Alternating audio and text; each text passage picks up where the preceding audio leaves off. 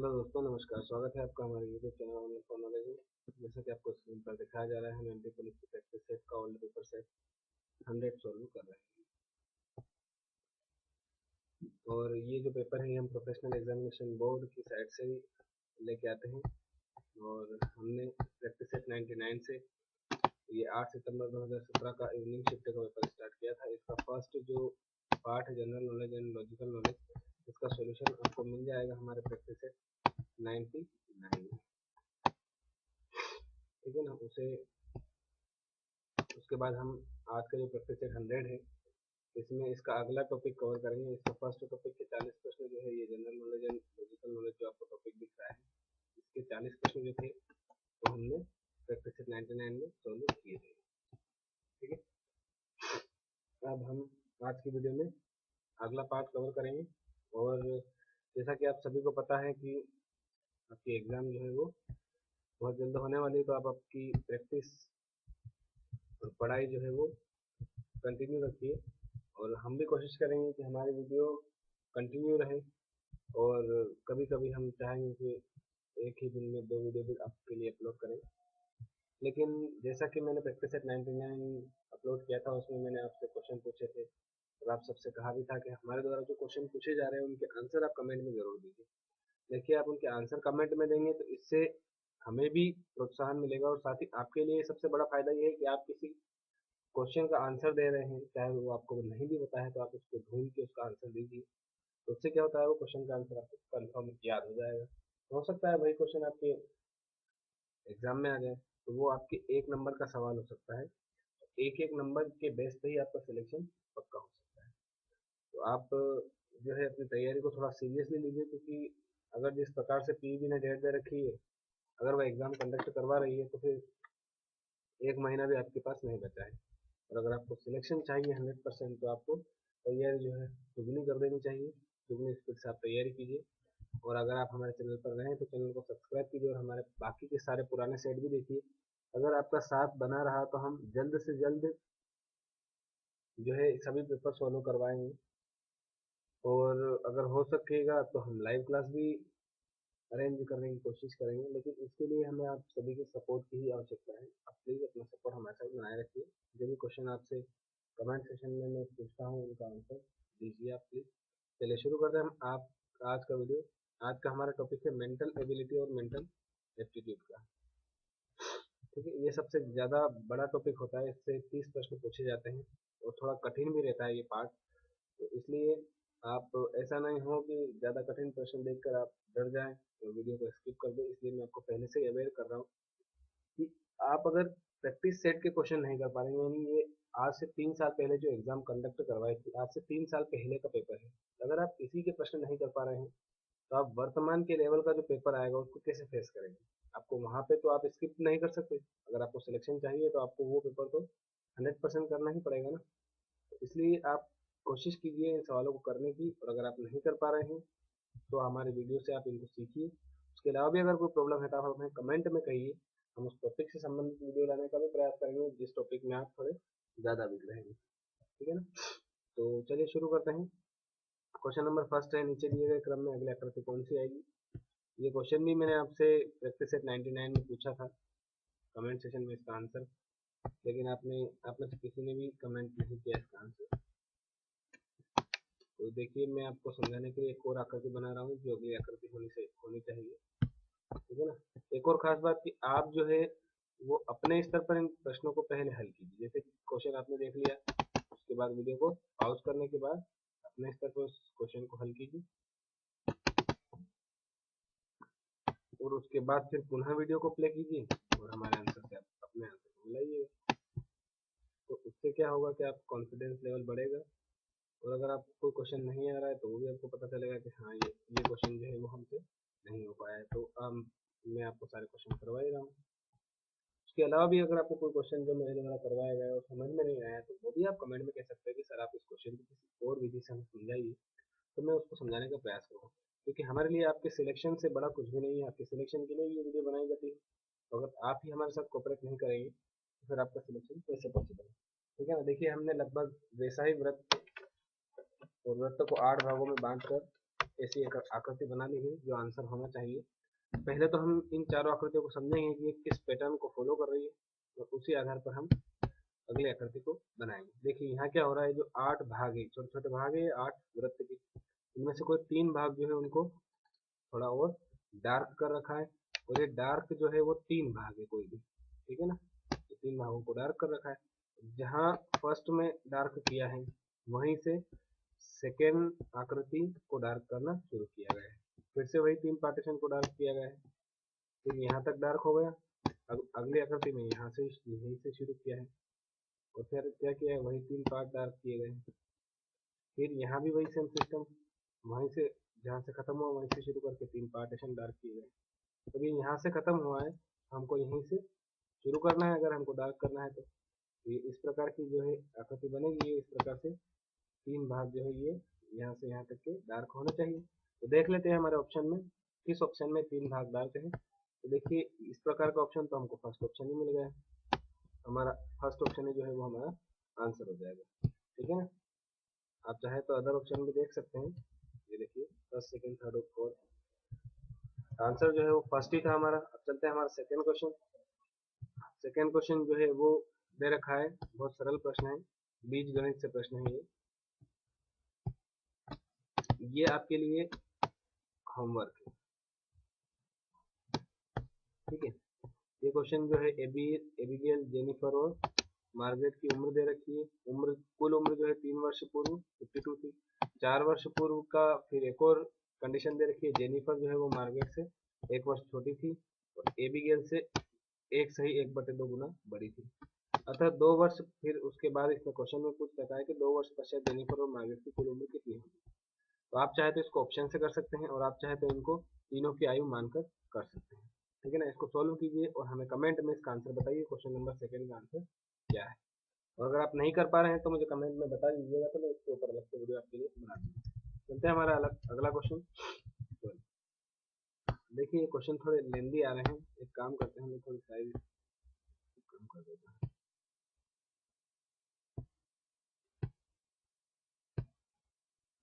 ज़्यादा छोटी साइज करूँगा तो शायद आप फिर समझ भी नहीं पाओगे।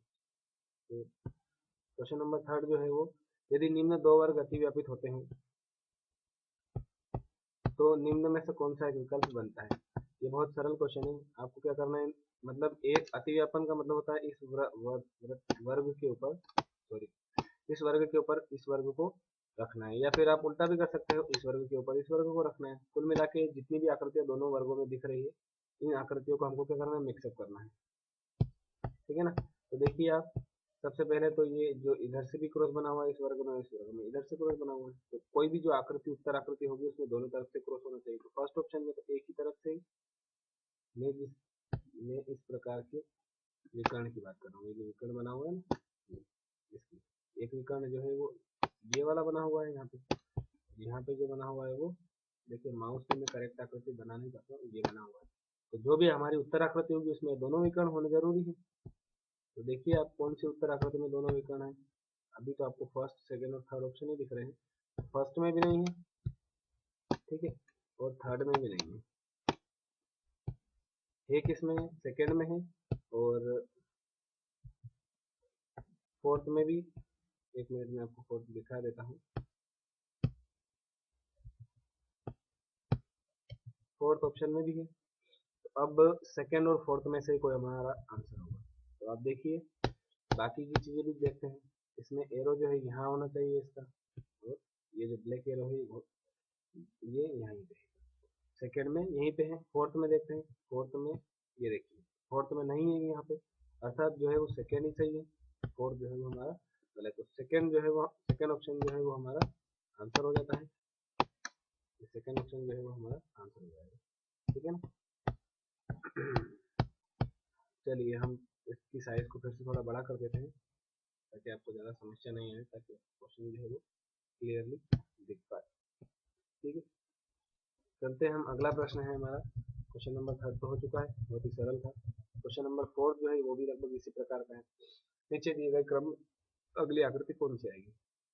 तो इसमें क्या कर रखा है, इसमें जो है वो आप देखिए, पहले इसको ऑब्जर्व कीजिए। देखिए हर प्रश्न को आप पहले वीडियो को पॉज करके अपने से सोल्व करने के बाद फिर वीडियो प्ले करके हमारे आंसर से अपने आंसर को मिलाइएगा। मैं आपके लिए, आप क्वेश्चन फॉलो करेंगे, इतनी देर तक रुक नहीं सकता, अगर मैं रुकूंगा तो वीडियो बहुत लंबी हो जाएगी। तो मैं आपको समझा देता हूँ इसका आंसर क्या होने वाला है। देखिए सबसे पहले तो क्या है, यहाँ पे हर ये चारों आकृति आप देखिए, इनमें क्या है 5 लाइनें बनी हुई है। तो मैं क्या करूँगा, सबसे पहले तो 5 लाइनें बनाऊंगा, ठीक है। एक लाइन बन गई, दूसरी लाइन बन गई, तीसरी लाइन बन गई, कोई बड़ी छोटी लाइनें बन रही है, लेकिन मुझे सिर्फ आपको समझाना है, ठीक है। 5 लाइनें सभी में है, 5 लाइनें मैंने बना दी। अब इसमें हो क्या रहा है, देखिए यहाँ पे फर्स्ट की दोनों लाइनों को मिलाते हुए एक छोटा सा डैश बना रखा है और लास्ट की को बना रखा है। फिर फर्स्ट से सेकंड में क्या हुआ, जो नीचे जो डैश बना हुआ था ये डैश ऊपर की ओर चला गया है, ठीक है ना। फिर सेकंड से थर्ड में क्या हुआ, तो ये जो नीचे वाला डैश था ये भी ऊपर की ओर चला गया है, ये देखिए। अब क्या हुआ, थर्ड से फोर्थ में क्या हो रहा है, ये जो साइड में डंडा था जो दोनों रेखाओं को मिला रहा था ये यहाँ बीच में चला गया है, देखिए, ठीक है ना। तो अब हम क्या करेंगे, इस साइड वाला जो डंडा है इसको भी बीच में लेके आएंगे, अर्थात जो उन्होंने बना रखी आकृति इस प्रकार के यहाँ तक तो पहुंच चुके हैं। अब ये जो पैटर्न है, ये जो साइड में जो डंडा है, ये जो रेखा है, ये डंडा जो भी आप कह रहे हैं, इसको हम बीच में लेके आएंगे तो इस प्रकार की आकृति हमारे पास आएगी। तो इस प्रकार का जो आंसर है, अगर वो किसी ऑप्शन में दे रखा है तो वो हमारा आंसर हो जाएगा। चलिए देखते हैं कौन से ऑप्शन में दे रखा है। ये दे रखा है थर्ड ऑप्शन में, तो हमारा आंसर हो जाएगा जो, वो क्या हो जाएगा, वो हो जाएगा थर्ड ऑप्शन, ठीक है। तो थर्ड ऑप्शन जो है वो हमारा आंसर है, थर्ड ऑप्शन जो है वो हमारा आंसर है। चलते हैं हमारा अगला प्रश्न, क्वेश्चन नंबर 5 है। एक निश्चित दिन को जब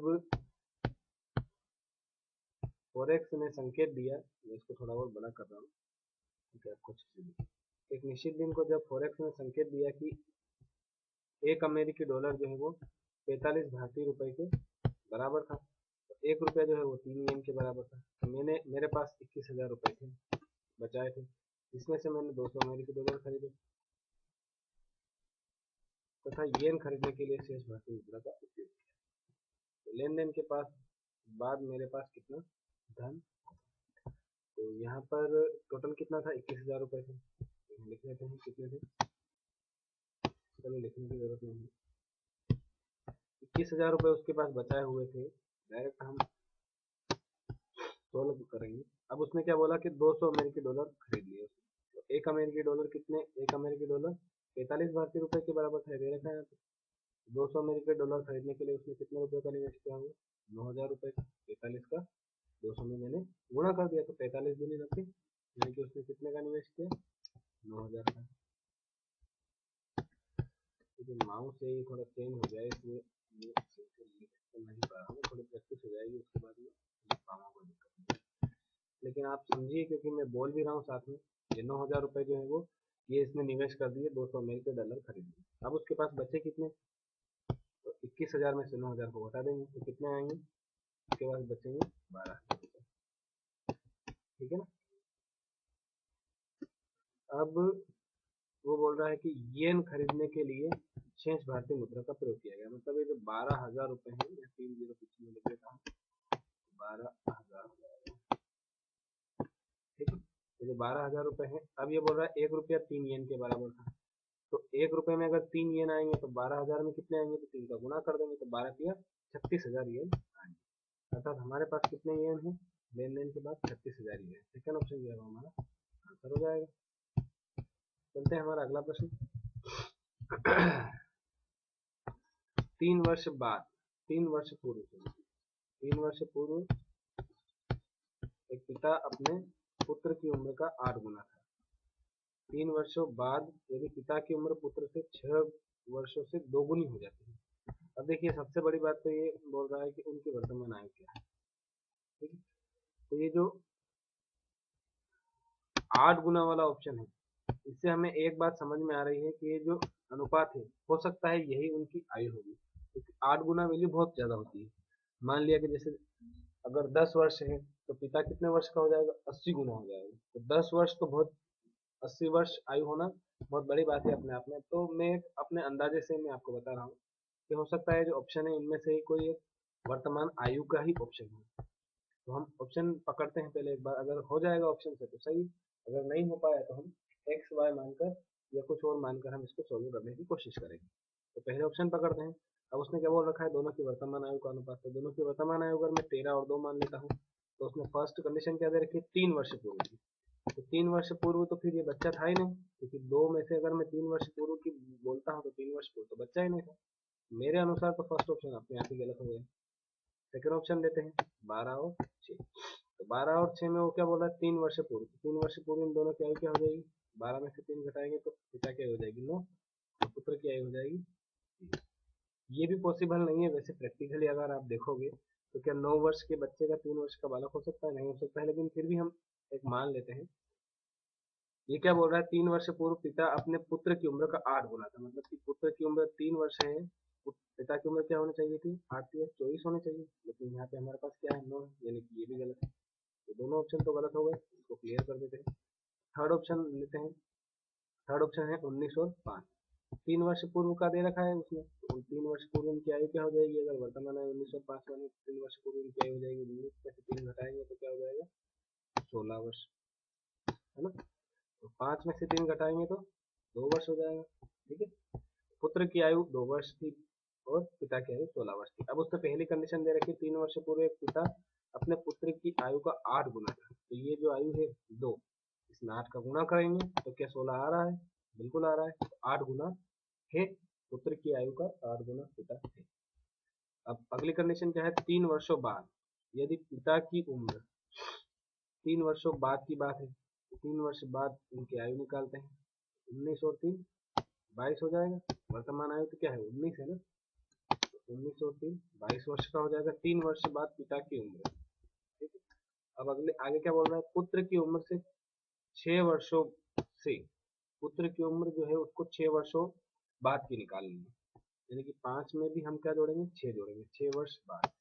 5 और 6 11। पुत्र की उम्र से 6 वर्षों से दोगुनी हो जाती है। क्या ये दोगुनी हो गई है, तो बिल्कुल हो गई, 11 दूनी 22, अर्थात जो हमने थर्ड ऑप्शन माना था वही हमारी सारी कंडीशन को पूरी करता है, तो थर्ड ऑप्शन हमारा आंसर हो गया। ठीक है ना, आप चाहे तो इसको एक्स वाई मान के भी कर सकते हैं। चलते हैं हमारा अगला प्रश्न। अगला प्रश्न क्या है, कुल 16 बढ़ई 2 दिनों में 4 मेजों का निर्माण कर सकते हैं। 6 बढ़ई 6 दिनों के लिए काम करते हैं एवं छोड़ देते हैं। कार्य जारी रखते हुए अब 4 दिनों में 10 मेजों का निर्माण करने के लिए कितनी बढ़इयों की आवश्यकता है। तो ये कैपेसिटी क्या बता रहा है, 16 बढ़ई जो है वो 2 दिन में काम करते हैं। ठीक है ना, तो उनकी काम की जो कैपेसिटी है वो हम निकालने के लिए क्या करेंगे, 4 मेजों का निर्माण कर रहे हैं 2 दिनों में। ठीक है, तो क्या करेंगे, इसको 16 को 2 से गुणा कर देंगे तो इनकी कैपेसिटी हमारे पास आ जाएगी। भाई कितने बढ़ई मिलके एक मेज का निर्माण करेंगे, तो 16 बढ़ई में गुणित, क्योंकि 2 दिनों तक इन्होंने काम किया तो गुणित 2, और मेजें कितनी बनाई, 4 मेजें बनाई, तो बटे में आ जाएगा 4। ठीक है, तब अब हमको क्या प्राप्त होगा कि एक मेज बनाने के लिए हमें कितने बढ़ई की आवश्यकता है, ये हमें प्राप्त होगा। तो हम इसको सोल्व करेंगे तो क्या प्राप्त होगा, 4 से 16 काटेंगे तो कितनी बार में कट जाएगा, 4 चौक 16। ठीक है, 4 दूनी फिर 8 हो जाएगा। यानी कि हमको अगर एक मेज बनानी है, इसको मैं क्लियर कर देता हूँ, अगर हमको एक मैच बनानी है तो हमको कितने बड़े चाहिए, 8 बड़े चाहिए। अब वो ये बोल रहा है कि हमको 4 दिनों में, यानी कि पहले तो 6 दिनों तक काम किया उन्होंने, 6 बड़े 6 दिनों तक काम करते हैं, तो 6 बड़े ने 6 दिनों तक काम किया, मतलब कुल कितने बड़े हो गए, 6 गुणित 6 36 बड़े हो गए। ठीक है ना, ठीक है, 36 बड़े हो चुके हैं अब तक। 6 दिनों तक काम करते हैं और छोड़ देते हैं। कार्य जारी रखते हुए अब 4 दिनों में हमको 10 मैच चाहिए। हमको टोटल कितने मैच चाहिए, 10 मैच चाहिए। तो देखिए एक मैच के लिए कितने आदमियों की जरूरत है, कितनी बढ़ाइयों की, 8 बढ़ाइयों की जरूरत है, ये हमने निकाला है। 10 मैचों के लिए कितने बढ़ाइयों की जरूरत पड़ेगी, हमारे पास 80 बढ़ाइयों की जरूरत पड़ेगी। ठीक है, तो अब हमारे पास दिन कितने बचे हैं, 4 दिन बचे हैं, और कितने बड़े काम कर चुके हैं, 36 बड़े काम कर चुके हैं। 80 में से 36 में घटा लेता हूँ तो कितने बड़े हमको चाहिए, 80 में से 36 घटाएंगे तो आ जाएगा 44। हमको टोटल चाहिए कितने, 44 बड़े, ठीक है ना। 44 बड़े चाहिए कितने दिनों के लिए, 4 दिनों के लिए। तो 4 का भाग दे देंगे 44 में, 4 का भाग दे देंगे तो क्या आंसर आएगा, 11 आंसर आएगा। 1 4 एकम 4 4 एकम 6। हमको कितने बढ़ाइयों की आवश्यकता है, 11 बढ़ाइयों की आवश्यकता है। बहुत सरल प्रश्न है ये तो, ठीक है ना। आपको समझाने में समय लग रहा है, नहीं तो क्वेश्चन जो है वो बहुत सरल है। चलते हैं हमारा अगला प्रश्न। एक लंबवृत्तीय बेलन की त्रिज्या तथा ऊंचाई दोनों में 5% तक की वृद्धि कर दी जाती है। तो आयतन में कितने प्रतिशत की वृद्धि होगी। तो आयतन क्या होता है, लंबवृत्तीय बेलन का आयतन होता है पाई आर स्क्वायर एच, ठीक है ना। पाई आर स्क्वायर, ये होता है फॉर्मूला लंबवृत्तीय बेलन के आयतन का। अब ये बोल रहा है कि त्रिज्या में भी 5% और ऊंचाई में भी 5% तक वृद्धि करेंगे, यानी कि त्रिज्या में 5% तक वृद्धि करेंगे, अर्थात सबसे बढ़िया है कि इसको आप 100 मानिए। पहले त्रिज्या को 100 मान लीजिए, तो ऊंचाई को भी 100 मान लीजिए, उसके बाद दोनों में 5% की वृद्धि करके अर्थात 105 करके दोनों आयतनों का कितने प्रतिशत की वृद्धि हुई वो निकालिए, तो वही आपका आंसर होगा। बहुत ही सरल प्रश्न है, आप आराम से कर सकते हैं, इसमें कुछ भी नहीं है, सिर्फ कैलकुलेशन है, फॉर्मूला मैंने आपको बता दिया है। फिर भी अगर आप नहीं कर पाए तो मुझे कमेंट में बताइएगा, तो मैं आपको इसका आंसर अलग से वीडियो बना के। चलिए अगला प्रश्न है हमारे पास। एक व्यक्ति एक कार्य को 12 दिनों में कर सकता है। 4 दिनों तक अकेले कार्य करने के पश्चात वह एक सहायक को भाड़े पर रखता है और वे दोनों मिलकर उस कार्य को 6 दिनों में पूरा कर सकते हैं, ठीक है ना। तो सहायक द्वारा उस कार्य को अकेले पूरा करने के लिए कितने समय की आवश्यकता है। बहुत ही सरल प्रश्न है, इसको बस हमें व्यवस्थित ढंग से बनाना है। एक व्यक्ति एक कार्य को 12 दिनों में कर सकता है, ठीक है। तो कार्य की वैल्यू हमेशा हम जानते हैं x, ये किसके बराबर होगी, ये बराबर होगी जो वो काम करेगा। 4 दिनों तक अकेले कार्य करने के पश्चात, यानी कि उसने कितने दिनों तक कार्य किया अकेले, 4 दिनों तक, बटे में जो उसकी कैपेसिटी है, अर्थात वो कितने दिनों में काम कर सकता था, 12 दिनों में अकेला काम कर सकता था, तो बटे में हम क्या लिख देंगे, 12 लिख देंगे। और उसके बाद उसने प्लस अब दोनों ने मिलकर 4 दिनों तक तो अकेले ने कार्य किया, अब दोनों ने मिलकर उस कार्य को 6 दिनों में पूरा किया।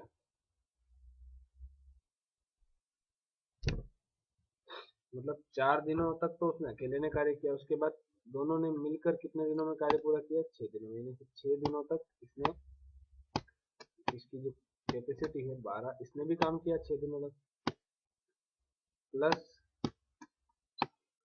जो नया व्यक्ति भाड़े पर रखा उसने भी 6 दिनों तक काम किया।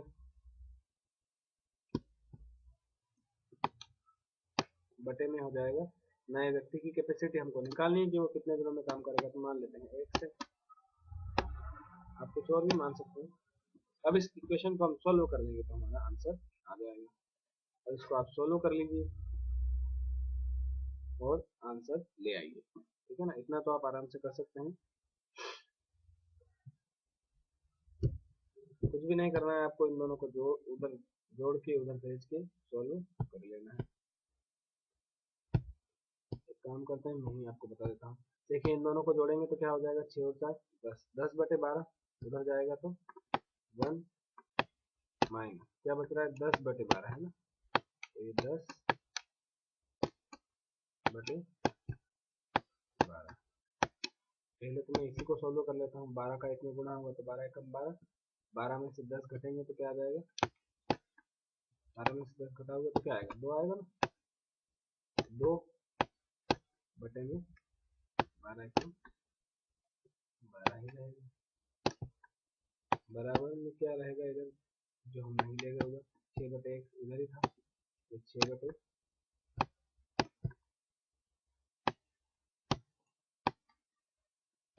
इधर ही, इसको काट देंगे, 2 से 12 कट जाएगा कितनी बार में, 6 बार में, 2 6 12, अब ये 6 जो ऊपर है ये इधर आएगा तो गुना होगा, 6 6 36, 36 दिन जो हमारा आंसर हो जाएगा, फोर्थ ऑप्शन जो है वो हमारा आंसर। देखिए आपको ये चीजें जिस प्रकार से वो क्वेश्चन कह रहा है उस प्रकार से आपको व्यवस्थित ढंग से अरेंज करनी आनी चाहिए। आप आराम से इसको सोल्व करके आंसर ला सकते हो। थोड़ा सा लेवल रहता है लेकिन आपको करना पड़ेगा, प्रैक्टिस करनी पड़ेगी, तभी जाके आप इसको फॉलो कर पाएंगे। ए किसी कार्य को 16 दिनों में कर सकता है और बी जो है ए की तुलना में 60% अधिक दक्ष है, तो बी द्वारा अकेले कार्य को पूरा करने में कितना समय लगेगा। ये देखिए इस प्रकार का क्वेश्चन आया ना तो बहुत सरल है, जैसे कि ए 16 दिनों में कर रहा है तो यहाँ 16 आ जाएगा। अब अगर ये 60% अधिक दक्ष है तो हम क्या करेंगे, गुणित बी कितने दिनों में करेगा, दिन निकालने के लिए क्या करेंगे 100 और वो कितने प्रतिशत अधिक है वो जोड़ के बटे में लिख देंगे। कितने प्रतिशत अधिक है, 60% अधिक है, तो बटे में क्या आ जाएगा 100। बस अब इसको सोल्व कर लीजिए। 16 से 160 कितनी बार कटेगा, 10 बार, और 10 से 100 कितनी बार कटेगा 10 जो है वो हमारा आंसर आ जाएगा। बहुत ही सरल प्रश्न था ये तो आपको समझाने में मुझे समय लग रहा है, नहीं तो आप अपने स्तर पर इसको करेंगे तो बहुत कम समय में इनको आप कर सकते हैं। ए का वेतन बी से 30% अधिक है और बी की मासिक आय सी की तुलना में 20%, सी की तुलना में 20% कम है। ए तथा सी के आय के बीच अंतर 800 रुपए का है, तो बी की मासिक आय कितना है। देखिए हम जमा लेते हैं, पहले तो सी से शुरू करेंगे। हमेशा इस प्रकार के क्वेश्चन में आपको उल्टा करना है, जो लास्ट में वैल्यू दे रखी है उसको मान लेते हैं 100%, ये मान लिया 100%, ठीक है ना, ये परसेंटेज है, ठीक है। अब ये जो है ये क्या है, ऊपर ले देता हूँ ये सी की वैल्यू, अब यहाँ पे हम लिखेंगे बी की वैल्यू। बी की वैल्यू क्या बोल रहा है वो, बी की मासिक आय सी की तुलना में 20% कम है, यानी कि 100 का 20% कम कितना हो जाएगा 80 हो जाएगा, ठीक है, ये 80 हो जाएगा। अब निकालेंगे हम ए की, ए का क्या बोल रहा है वो, ए का वेतन बी से जो है वो 30% अधिक है। 80 में 30% अधिक करूंगा मैं, क्या हो जाएगा 80 का 30% अधिक हो जाएगा 13 8 104 हो जाएगा, ठीक है ना। 80 में 30% आप बढ़ाइए तो 80 गुणित 130 बटे 100 करेंगे आप, 30% बढ़ाने के लिए हम क्या करते हैं 130 बटे 100 करेंगे, तो बस 13 8 104 बच जाएगा 104। अब ये क्वेश्चन में क्या बोल रहा है, ए तथा सी के आय के बीच अंतर जो है वो 800 का है। अब इसमें दे रखा है ए तथा सी के आय के बीच अंतर, यानी क्या अंतर आ रहा है हमारा, परसेंटेज में आ रहा है 4%। 4% किसके बराबर है, 4% आया है ऊपर, ठीक है ना, वो कोई वैल्यू नहीं है ये, वो हमने परसेंटेज में माना। 4% किसके बराबर है, है 800 के बराबर है, अंतर दे रखा है 800 का, तो ये 800 का, तो 1% किसके बराबर हो जाएगा, 1% हो जाएगा 4 दूनी 800, 200 के बराबर हो जाएगा, ठीक है ना। अब ये जो भी पूछा है वो मान निकालेंगे। ये बोल रहा है कि बी की मासिक आय, तो बी की मासिक आय क्या हो जाएगी, तो 80% है बी की मासिक आय, तो 80 का 200 में गुणा कर दीजिए तो क्या हो जाएगा 8 दूनी 16,000, हमारा आंसर हो जाएगा 16,000। चलते हैं हमारा अगला प्रश्न।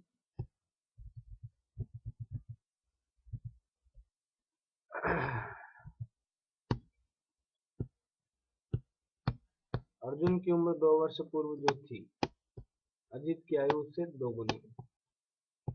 यदि उम्र का अंतर 2 वर्ष है तो अजित की वर्तमान आयु क्या है। सबसे बढ़िया है कि आप मान लीजिए, जो भी ऑप्शन दे रखे हैं उनको मान के चलिए।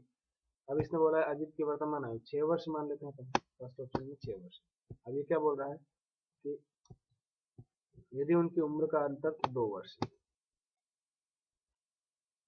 अंतर 2 वर्ष है अर्थात इसकी उम्र क्या हो जाएगी, अर्जुन की उम्र 4 वर्ष होनी चाहिए। अब ये बोल रहा है कि अर्जुन की उम्र 2 वर्ष पूर्व जो थी, तो अभी 4 वर्ष है तो 2 वर्ष पूर्व उसकी उम्र क्या थी 2 थी, तो अजित की आयु उसकी 2 गुनी है।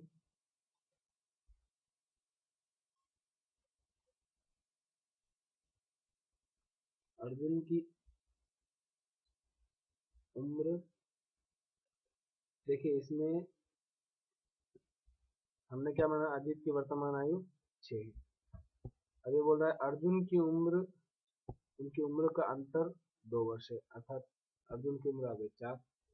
अर्जुन की उम्र 2 वर्ष पूर्व जो थी, तो 2 वर्ष पूर्व इसकी 2 वर्ष थी, तो अजीत की आयु जो है वो उसकी दोगुनी।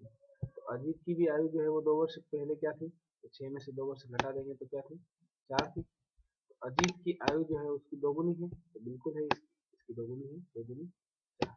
तो जो है ये हमारा आंसर है, फर्स्ट ऑप्शन ही हमारा आंसर है। तो बहुत ही सरल प्रश्न है ये। चलते हैं हमारा अगला प्रश्न। अगला प्रश्न है हमारे पास कि यदि XYZ कंपनी के 40 शेयर 3000 रुपये में खरीदे और बाद में 3600 रुपये में 45 शेयर और खरीदे, 15 अतिरिक्त शेयर किस कीमत पर खरीदने चाहिए ताकि शेयरों की औसत लागत 90 रुपये प्रति शेयर हो जाए। 40 शेयर 3000 रुपये में खरीदे, ठीक है ना। तो टोटल लागत निकाल लीजिए आप, सबसे बढ़िया है। ये भी कैलकुलेशन से संबंधित प्रश्न है, आप आराम से इसको कर सकते हैं। देखिए इसमें बोल रहा है वो 40 शेयर 3000 रुपये में खरीदे, बाद में 3600 रुपये में 45 शेयर खरीदे, तो टोटल शेयरों की औसत लागत जो है वो 90 रुपये प्रति शेयर होनी चाहिए। यही आपको बताता हूँ। टोटल शेयर पहले तो निकालते हैं, 40 और 45 को जोड़िए, क्या आएगा 85। 85 में 15 जोड़िए, तो 85 में 15 जोड़ेंगे तो क्या आएगा, 85 में 15 जोड़ेंगे तो क्या आएगा 100 आएगा। तो टोटल लागत कितनी होनी चाहिए, 100 का 90 में गुणा कर देंगे, 90 रुपये एक शेयर के, तो सभी शेयर के कितने हो जाएंगे 9000। 100 का गुणा कर दिया मैंने, क्योंकि टोटल शेयर कितने हो रहे हैं 100। अब उसने कितने में कितने रुपए ले लिए, खर्च कर लिए, तो 3000 और 3600 दोनों को जोड़ेंगे तो कितने रुपए खर्च कर लिए उसने, 6600। ठीक है ना, पीछे तो 2 जीरो है तो वो मैं नहीं लिख रहा हूँ, तो 6600, ठीक है ना। इसको सोल्व कर लीजिए, 9000 में से 6600 बता दीजिए तो क्या बचेगा 3400 24। ठीक है ना, 2400 किस ऑप्शन में है, कितने रुपए उसे चाहिए, तो उसे 2400 रुपए और लगाने हैं 15 शेयर। बहुत ही सरल प्रश्न है। चलते हैं हमारा अगला प्रश्न। बेटी एक बेटी की उम्र अपनी माँ से 30 वर्ष की, एक बेटी की उम्र अपनी माँ से 30 वर्ष की, 2 वर्ष पूर्व बेटी की उम्र उसकी माँ की उम्र का 1/6वां भाग थी, तो उनकी वर्तमान उम्र ज्ञात कीजिए। ऑप्शन से कर सकते हैं। बेटी की उम्र अपनी माँ की उम्र से 30 वर्ष कम है, फर्स्ट ऑप्शन पे है, तो 30 वर्ष कम फर्स्ट में भी दे रखी है, सेकंड में भी दे रखी है, और बाकी थर्ड में नहीं दे रखी है, और फोर्थ में भी नहीं दे रखी है। मतलब फर्स्ट और सेकंड में से कोई एक आंसर है। देखते हैं सेकंड, उसमें क्या दे रखा है, अगली कंडीशन दे रखी है सेकंड कंडीशन।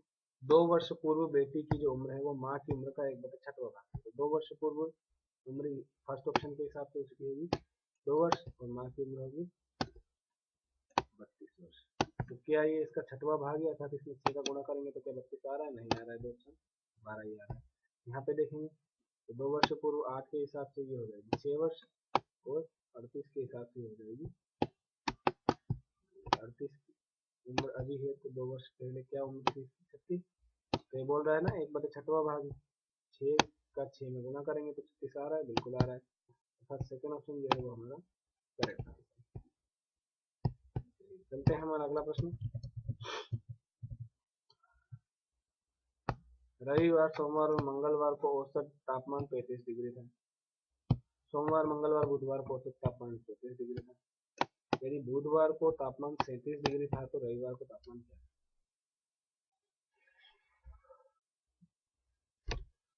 इसमें जो कॉमन वार आ रहे हैं वो आ रहे हैं सोमवार और मंगलवार, ठीक है ना।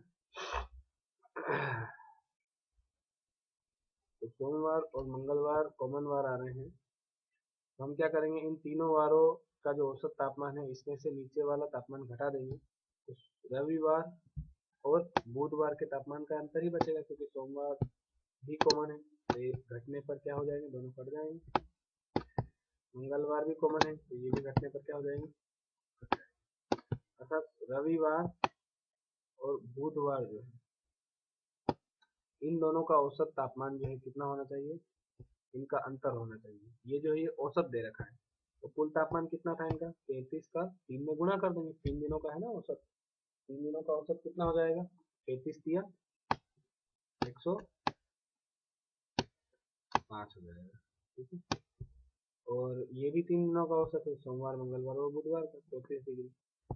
34 दिया क्या हो जाएगा 102। आप गुणा करके देख सकते हैं 102 ही आएगा। इन दोनों का अंतर कितना हो जाएगा 3 वर्ष। मतलब जो है वो रविवार और बुधवार के तापमान का अंतर कितना है 3 वर्ष है। तो अब अगर ये 37 डिग्री था बुधवार को, तो रविवार को कितना डिग्री होगा 37 प्लस 3 40 डिग्री। तो ये तो मुख्य सवाल है, आराम से कर सकते हैं। फर्स्ट ऑप्शन इसका आंसर हो गया। चलते हैं हमारा अगला प्रश्न। देखिए क्या है कि हमने सेटअप चेंज कर लिया है, इसलिए थोड़ी प्रॉब्लम हो रही है लिखने में।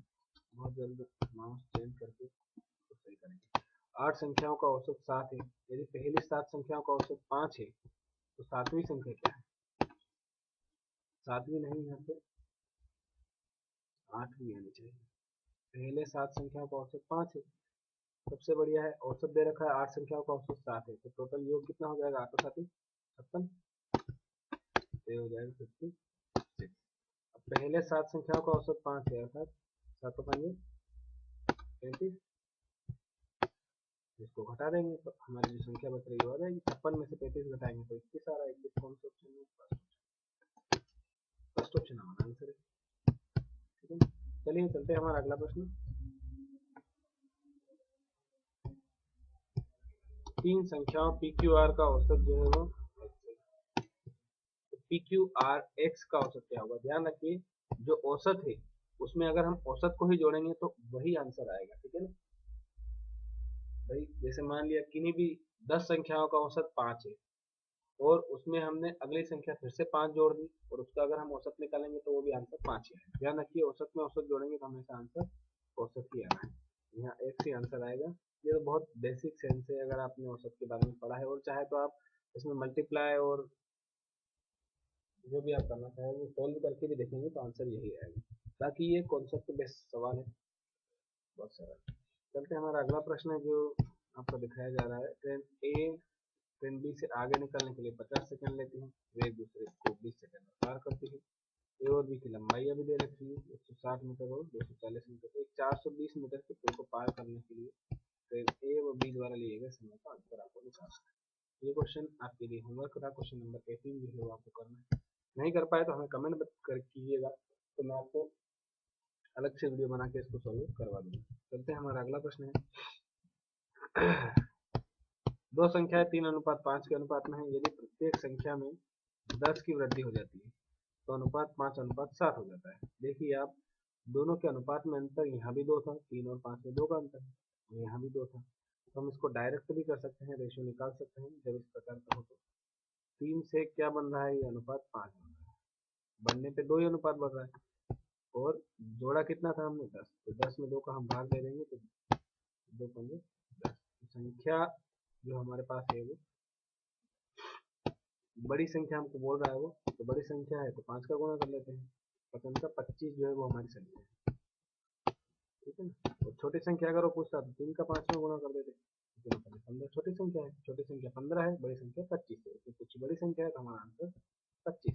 ठीक है ना, देखिए मैं सवाल जल्दी जल्दी करवा रहा हूँ और आपको भी जल्दी जल्दी करने की आदत डालनी चाहिए।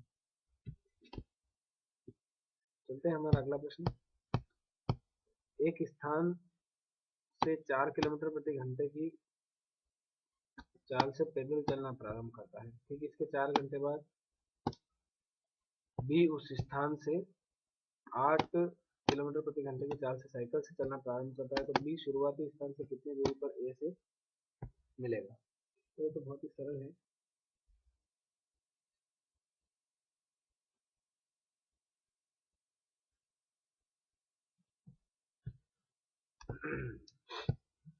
ये कितनी देर बाद चला? ठीक 4 घंटे बाद चला। तो 4 घंटे तक ये 4 किलोमीटर प्रति घंटे की रफ्तार से चल रहा है, तो 4 घंटे में कितना चला होगा? 416 किलोमीटर चला होगा ना। आपने गति का चक्कर पढ़ा है, चाल बराबर दूरी बटे समय। तो टोटल चला है 16 किलोमीटर। उसके बाद 16 किलोमीटर चलने के बाद बी चला है उसी स्थान से 8 किलोमीटर प्रति घंटे की चाल से चल रहा है। तो और ये चल ही रहा है, ये तो फिर भी चल ही रहा है ना, तो दोनों की चालों का अंतर क्या हो गया? 4 माइनस 8 माइनस 4 तो क्या हो गया, 4 का अंतर हो गया। तो 4 किलोमीटर प्रति घंटे की चाल इसकी ज्यादा है बी की, तो ठीक है। अब 4 का हम इसमें भाग दे देंगे, तो कितने टाइम में पकड़ेगा ए को, ये हमको पता चल जाएगा। तो टाइम है इसका 4 चौक 16, मतलब इसको 4 घंटे लगेंगे बी को ए को पकड़ने, ठीक है। तो बी शुरुआती स्थान से कितनी दूरी पर पकड़ेगा, तो 4 घंटे लगेंगे बी को, और वो 8 किलोमीटर प्रति घंटे की रफ्तार से चल रहा है, तो कितनी दूरी तय करेगा, 8 का 4 में आप गुणा कर लीजिए, 8 चौक 32, 32 किलोमीटर चल के वो पकड़ेगा। सेकंड ऑप्शन जो है वो हमारा आंसर है। चलते हैं हमारा अगला प्रश्न।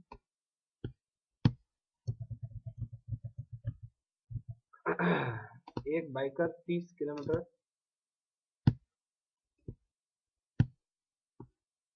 प्रति घंटे की औसत चाल से 100 किलोमीटर की दूरी एक स्थान की ओर सवारी करता है और 60 किलोमीटर प्रति घंटे की औसत चाल से वापस लौट आता है। तो पूरी यात्रा के दौरान उसकी औसत चाल क्या होगी। तो औसत चाल ऐसा नहीं हो कि आप इन दोनों को जोड़ लो, 100 और 30 और 60 बटे 2 कर दो और 45 आ गया आंसर, गलत है। इस प्रकार से नहीं होगा। औसत चाल का फॉर्मूला होता है कुल दूरी बटे कुल समय। तो कुल दूरी तो हम निकाल सकते हैं, 100 किलोमीटर वो जा रहा है, 100 किलोमीटर वो आ रहा है, लेकिन कुल समय कितना लगेगा। तो जाने में कितना समय लगा, वो 30 किलोमीटर प्रति घंटे की चाल से चला है, 100 किलोमीटर जाने में उसको लगा है 100 बटे 30, 100 बटे 30 अर्थात 10 बटे 3, ठीक है। हम निकाल रहे हैं कुल समय प्लस आते वक्त 60 किलोमीटर प्रति घंटे की चाल से आया भाई, तो 100 बटे 60, 100 बटे 60 वही 0 से 0 में काट के सीधे लिख देता हूँ 10 बटे, तो ये लगा टोटल समय। इसको हम सोल्व कर लेते हैं, 6 ये कितना आ रहा है, इसको सोल्व कर लेते हैं तो कॉमन आ जाएगा बटे में 6, और ऊपर क्या हो जाएगा 3 दूनी 6, 2 का 10 में गुणा करेंगे तो 2 धाम 20 और 10 30 हो जाएगा, तो ये हो जाएगा 30, 6 का भाग दे दो 30 में, 6 पंजे 30, ठीक है। 5 घंटे उसको लग रहे हैं, इसको मैं क्लियर कर देता हूँ। 5 घंटे उसको लग रहे हैं और चला कितना, 100 किलोमीटर गया और 100 किलोमीटर आया, तो टोटल कितना चला वो 200 किलोमीटर। तो औसत चाल उसकी हो जाएगी 200 बटे 5, कुल दूरी बटे कुल समय, 200 बटे 5 अर्थात आंसर आएगा हमारा 520। ध्यान रखिए कभी चाल में औसत निकालना हो तो आपको ध्यान रखना है, औसत चाल का फॉर्मूला होता है कुल दूरी बटे कुल समय। तो आप कुल समय निकालिए और कुल दूरी निकालिए, उसके बाद आंसर 40 किलोमीटर प्रति घंटा अर्थात फर्स्ट ऑप्शन हमारा आंसर है। चलते हैं हमारा अगला प्रश्न। जब 1200 में 30% की कमी होती है तो परिणाम ज्ञात कीजिए। तो बहुत ही सरल क्वेश्चन, 1200 है तो लिखने में जितना समय लग रहा है उतना समय बोलने में लग रहा है। देखिए आप लोग थोड़ी हेल्प करेंगे, अगर थोड़े अच्छे बच्चे हो जाएंगे तो मैं थोड़ा इन्वेस्टमेंट करके स्मार्ट बोर्ड पे भी आपको पढ़ा सकता हूँ, लेकिन क्योंकि कम बच्चों में स्मार्ट बोर्ड यूज तो कर नहीं सकता, ठीक है। अब 30% की कमी के लिए मैंने क्या लिख दिया, 100 में से 30 घटा दिया तो 70% हो गया, तो ये जो भी अंक आएगा हमारा आंसर हो जाएगा। 2 0 से 2 0 काट दो, 2 0 से 2 0 कट गया, 12 का 70 में गुणा कर देंगे तो 12 7 84, इतनी गणित तो सभी को आती होगी। फोर्थ ऑप्शन जो है हमारा आंसर। इस प्रकार के सवाल आपको अधिकतर कोचिंग इंस्टीट्यूट पे करवाने वाले मिल जाएंगे, क्योंकि वो चाहते हैं कि आपको ऐसा लगे कि आपको सब कुछ आता है और आप कंटिन्यू उनके साथ जुड़े रहें। तो वास्तविकता जो है वो आपने ऊपर के सवालों में देखिए कि कितने टफ क्वेश्चन भी पूछे जाते हैं, सरल क्वेश्चन भी पूछे जाते हैं, लेकिन सरल क्वेश्चन सभी कर पाएंगे, जो लोग कठिन क्वेश्चन कर पाए ना सिलेक्शन उन्हीं का बनता है।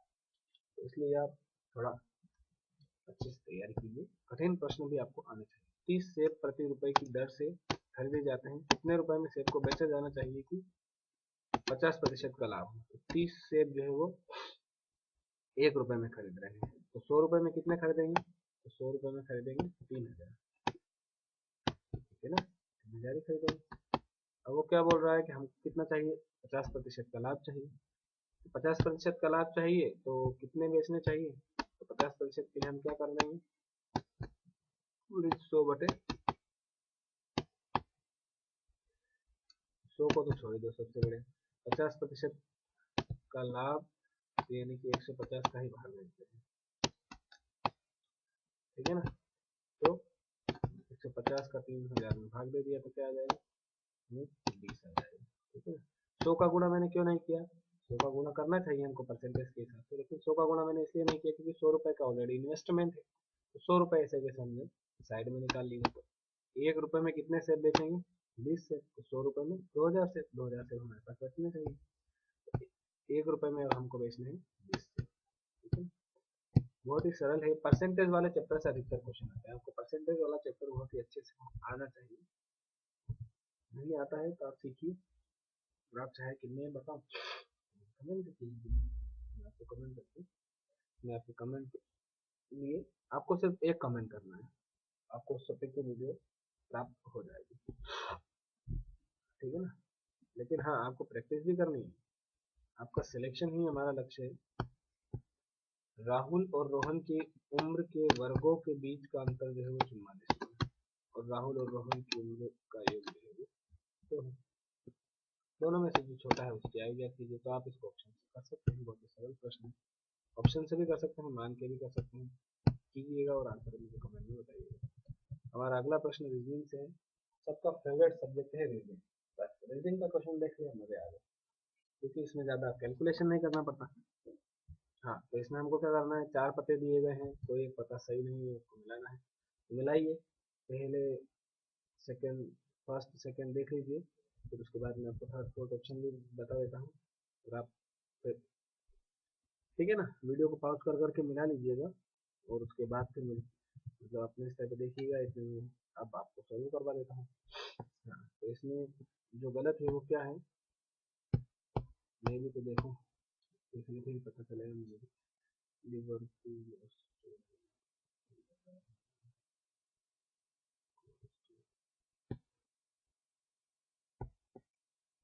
चलो आगे देखते हैं।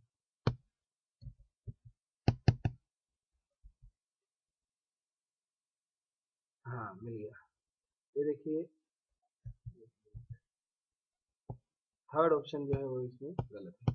कैसे गलत है, ये गलती है, तो मैं भी आपके साथ ही पेपर सोल्व करता हूँ, मैं कोई अलग से ऐसा नहीं है कि मैं अलग से पेपर सोल्व करने के बाद आपको बताता हूँ, इसलिए थोड़ा टाइम कभी कभी लग जाता है। स्ट्रीट जो है वो होना चाहिए, जबकि यहाँ पे स्ट्रीट लिखा हुआ है, आप चाहे तो बाकी किसी भी ऑप्शन में लिखिए, सही में स्ट्रीट लिखा हुआ है ना, S T R double E T है, तो यहाँ एस टी 3 बार टी है, तो ये गलत है।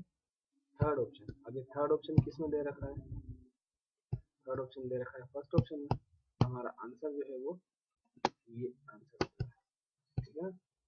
चलते हैं हमारा अगला प्रश्न।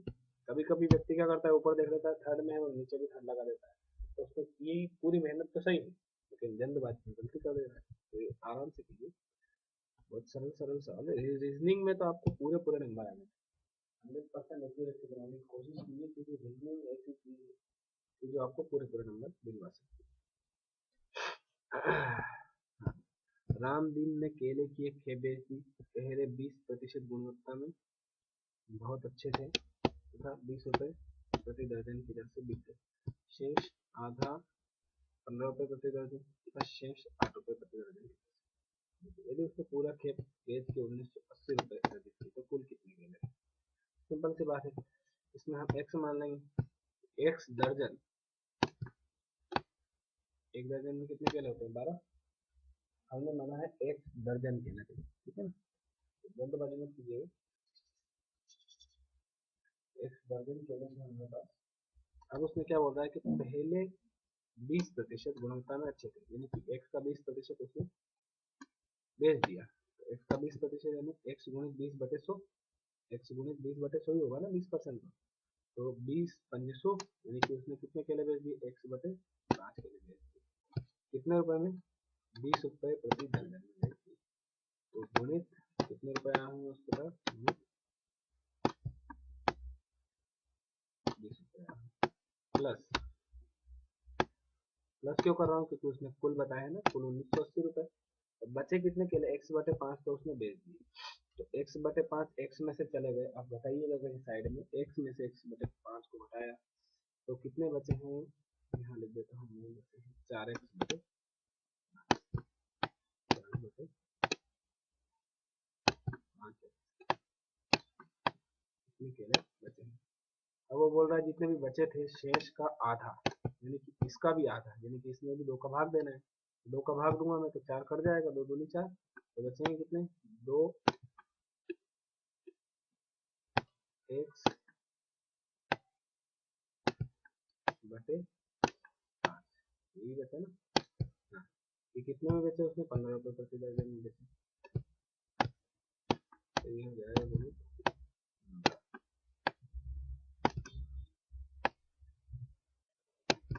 प्लस, तब यह प्लस क्यों कर रहा हूँ क्योंकि सारे रुपये जोड़ने हैं हमको, तथा शेष। अब 2x बटे 5 यानी कि आधे 2x बटे 5 है, तो बचे कितने थे 2x बटे 5 और बचे हुए हैं, तो शेष जो है वो 2x बटे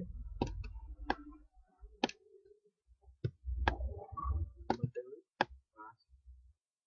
ये कितने में बेचे उसने 8 रुपए प्रति दर्जन में, तो गुणित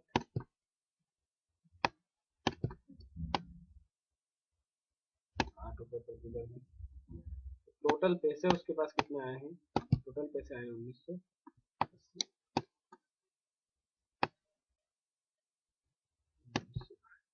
लिखने में जितना टाइम लग रहा है ना उतने टाइम में तो मैं पूरा पेपर 3 बार कर रहा हूँ। ये 1980, ठीक है ना। अब इसको हम सॉल्व कर लेते हैं, बटे में सबके 5 है तो 5 का गुणा कर देते हैं, या चलो पड़े रहेंगे बटे में, ऊपर ऊपर वाले को सॉल्व करते हैं। 20x तो ये हो गया, फिर ये 2 का 15 में गुणा होगा तो 15 दूनी 30, ठीक है ना। 30 और 20 50, ठीक है, और 8 दूनी 16, 50 और 16 कितने हो जाएंगे, 66 हो जाएंगे। तो इधर कितने बच रहा है 1980।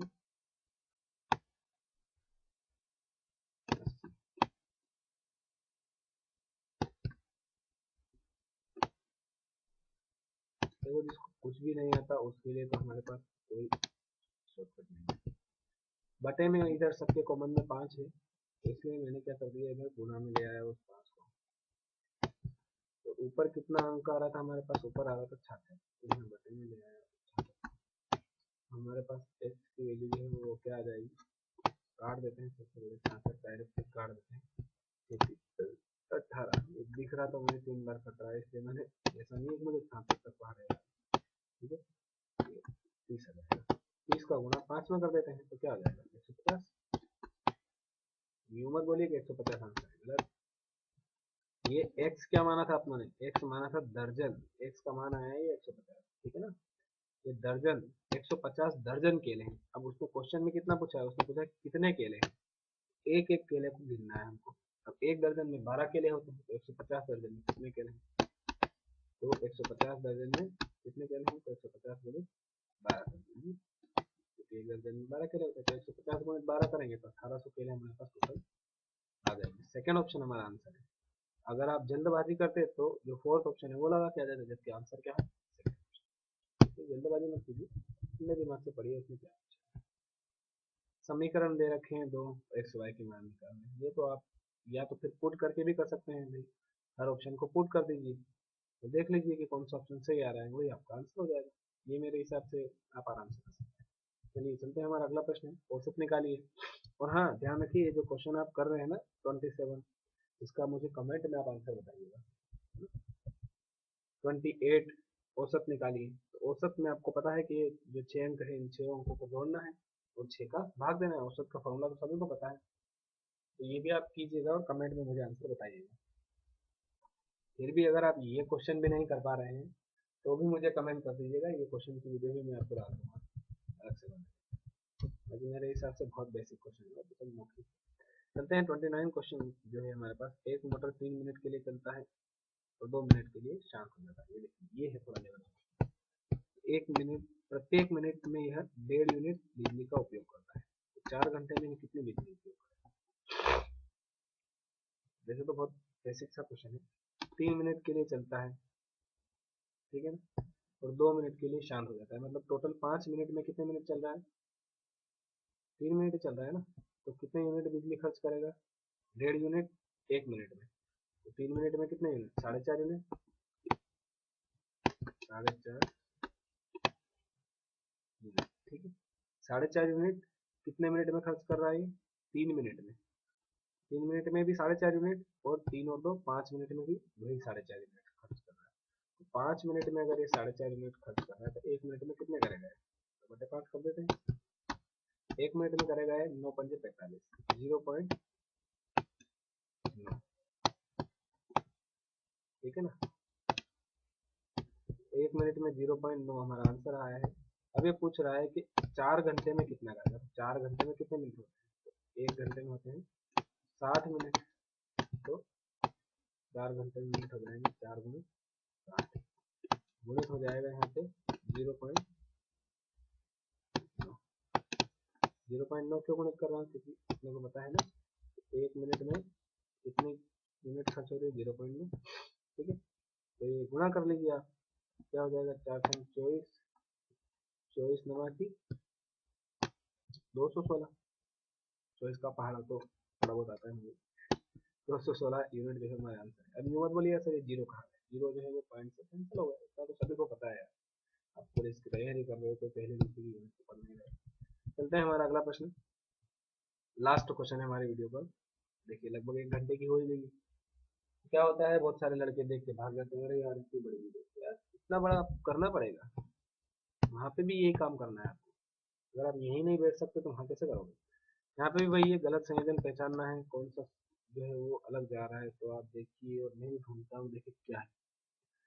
मुझे भी नहीं मिला, मिला।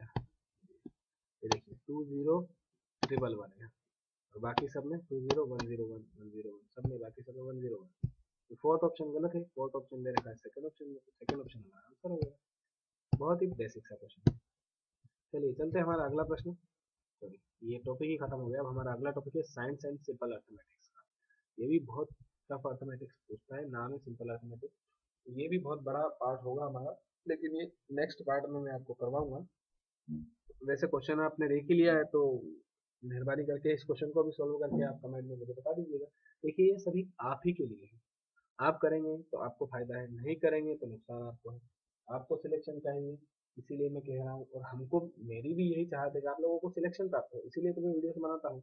और मेरा दावा है कि बाकी टीचरों की जैसे मैं, ऐसा नहीं है कि आपके लिए खाली सिंपल सिंपल क्वेश्चन लेंगे। मैं वही पेपर करवा रहा हूँ जो पेपर आप, हो सकता है आप में से बहुत सारों ने 2017 में एमपी पुलिस की दी होगी, तो वही तो पेपर मैं आपको करवा रहा हूँ। तो यही पेपर आपको फिर से फेस करना है। अगर आप यही नहीं कर पा रहे घर बैठे बैठे इस पेपर को, तो फिर वहां पे कैसे करेंगे, आप खुद के स्तर पर सोचिए। तो आपको अपनी तैयारी जो है उसको अच्छे से अच्छा कीजिए आप, ठीक है ना। और डटे रहिए, और मैं भी कोशिश करूंगा कि प्रतिदिन आपको वीडियो प्रोवाइड करूं।